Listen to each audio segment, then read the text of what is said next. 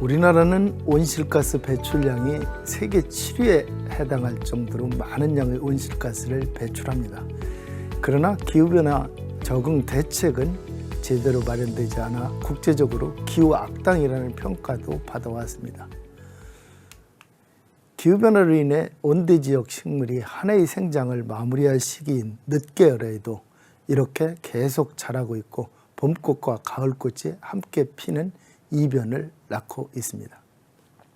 그러면 이와 같은 기후변화는 왜 일어날까요?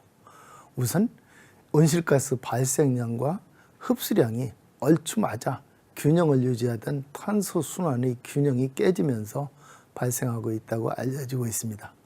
이산화탄소는 태양광이 유입되는 것은 차단하지 않지만 태양광이 지구 표면에 닿은 다음에 돌아가는 열선, 즉 파장이 길어진 광선은 내보내지 못해서 지구가 점점 덮여지고 있죠.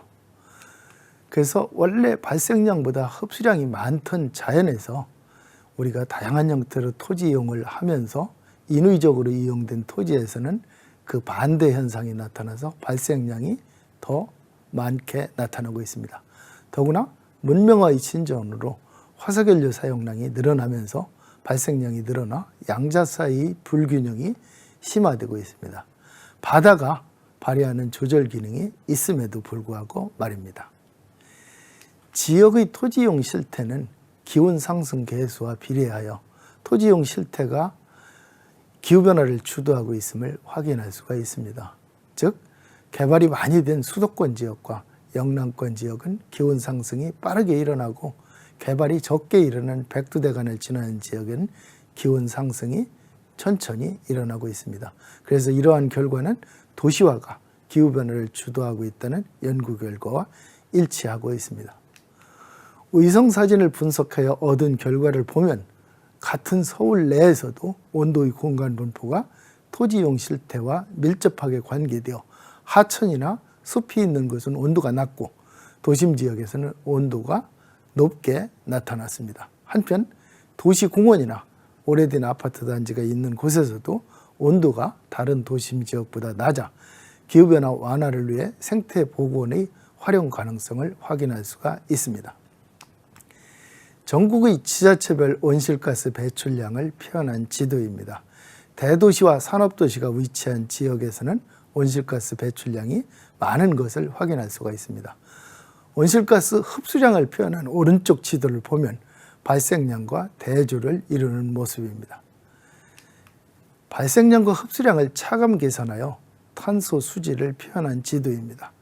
배출량이 우리나라의 경우 흡수량의 10배도 넘지만 흡수량이 배출량보다 많은 지자체도 초록색으로 나타난 지역으로 있습니다. 대부분의 지역이 백두대간이 지나가는 숲이 많은 지역에 그런 지역이 집중되고 있음을 볼 수 있습니다. 탄소 수지 역시 토지 이용에 의해서 지배되고 있다는 의미입니다. 세계의 주요 지역별 이산화탄소 농도를 비교한 그림입니다. 애리조나 페닉스와 같은 대도시에서는 그 농도가 높고 하와이 마우나로와 같은 자연지역은 낮으며 그 중간에 있는 소도시들은 중간 위치에 있음을 확인할 수가 있습니다. 우리나라 안면도, 미국 하와이 마우나로와 일본의 료리, 중국 완리구안에서 측정한 이산화탄소 농도의 연변동과 변화 모습입니다. 아시는 바와 같이 이산화탄소 농도는 계속 증가하고 있고 연변동 또한 매우 큰 것을 확인할 수가 있습니다. 이처럼 연변동이 보이는 폭은 식물에 의한 이산화탄소 흡수와 관계된다고 볼 수가 있습니다. 기후변화를 유발하는 탄소순환을 연구하기 위한 시설을 모식도로 나타내는 것입니다. 서울 남산에 이런 시설을 설치해서 이산화탄소의 균형을 연구를 하고 있습니다. 어떤 지역의 탄소 수지를 평가하기 위해서는 식물의 광합성과 호흡을 측정한 후 그것을 차감 계산하여 순생산량, 즉 NPP라고 표시된 순생산량을 밝히고 토양에서 식물의 뿌리를 제거한 후의 호흡량, 즉 토양동물과 미생물의 호흡량을 측정해야 합니다. 순생산량에서 토양동물과 미생물의 호흡량이 순생태계 생산량이고 이 값이 숲이 이산화탄소를 흡수하는 양이 되고 있습니다. 남산에서 측정한 하루 중 이산화탄소 농도, 이동 및 광량의 변화를 나타내는 그림입니다. 햇빛의 양이 많은 낮에는 정오경에는 이산화탄소 농도가 낮아지고 그 교환량이 음의 값을 보여 식생에 의한 이산화탄소 흡수가 일어나고 있음을 확인할 수가 있습니다. 이산화탄소 농도와 교환을 겨울과 여름 사이에 비교한 그림입니다. 왼쪽에 겨울에는 이산화탄소 농도가 높고 오른쪽 여름에는 이산화탄소 농도가 낮은 것을 확인할 수가 있습니다. 또 여름에는 교환폭이 크고 음의 값을 나타내 흡수량이 많지만 겨울에는 그 폭의 변화가 거의 없고 부분적으로 양의 값을 나타내 발생원으로 기능하는 경우도 있음을 확인할 수가 있습니다. 분수가 설치된 공원을 적외선 카메라로 촬영한 사진입니다. 분수에 가까운 지역의 온도가 낮고 그것으로부터 멀어짐에 따라서 온도가 상승하는 것을 확인할 수가 있습니다. 한편 공원 지역보다는 주변의 아파트 단지 온도가 높은 것도 확인할 수가 있습니다. 그 공원에 심어진 소나무가 보이는 이상생장을 측정한 결과입니다.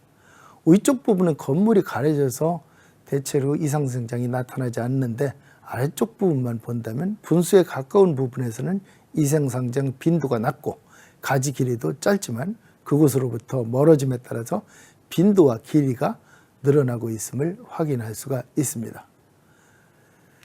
도시지역에서 기후변화 완화를 위해 우리가 할 수 있는 내용도 많습니다. 우선 지붕 녹화를 생각할 수가 있습니다. 그러나 그러한 녹화는 해당 장소의 생태적 특성을 바르게 파악하여 실시할 때 그 효과를 더 크게 낼 수 있습니다. 건물 지붕과 유사한 환경의 장소가 바위산이 되고 있는데 바위산에 성립한 소나무 숲을 모방하여 지붕을 녹화한 모습입니다. 그 효과를 평가하기 위해 해당 장소를 적외선 카메라로 촬영한 모습입니다. 녹화가 이루어진 장소의 온도가 주변 지역과 비교해 크게 낮아져서 인근의 불암산 온도와 유사하게 나타나고 있음을 확인할 수가 있습니다. 이런 효과를 인식한 선진 사회는 이와 같이 다양한 기후변화 적응 정책을 실천에 옮기고 있습니다. 지붕 녹화는 물론 벽면 녹화도 하고 있고 또 주차장 주변도 녹화를 하고 있고 또 숲을 잘 조성해서 바람길을 조성하는 노력도 하고 있습니다. 지속가능한 도시계획으로 각광받는 핑거플랜의 모식도가 되고 있습니다. 원래 핑거플랜은 효율적인 도시를 건설하기 위해서 1947년 덴마크 코펜하겐에서 적용된 도시개발 전략이었는데 그때는 기존에 설치된 철로나 도로를 따라서 도시를 새로 만들어서 효율 높은 도시를 건설하기 위한 계획이었는데 오늘날은 그 도시화 지역에 숲을 끌어들여 지속 가능성을 확보하기 위한 전략으로 활용되고 있습니다. 현재 서초구에서 이러한 전략을 준비하고 있는 것으로 알려져 있습니다. 그래서 그 핑거플랜은 과거의 도시가 지나갔던 지역과 반대로 도심 내부로 손가락 형태로 숲의 띠를 확보하는 계획이라고 볼 수가 있습니다. 고밀도 개발로 인해서 녹지 확보가 어려운 지역에서는 지하도시 계획을 적용하고 있습니다. 미국의 보스턴에서 적용됐던 빅딕 플랜, 그러니까 지하도시 조성 계획이 되고 있는데 녹지 확보가 공간적으로 어려운 지역에서는 지하도시를 건설해서 그 위에 이와 같이 녹지를 확보하는 계획을 적용할 수가 있습니다. 실제로 주차장을 지하로 옮기고 확보한 공간에 숲을 조성한 모습입니다. 자연 숲의 모습과 매우 닮은 모습이죠. 서초구에서 제안한 경부고속도로 지하 후에 조성할 숲의 모습도 이런 숲을 조성하는 계획을 하고 있다고 알려져 있습니다.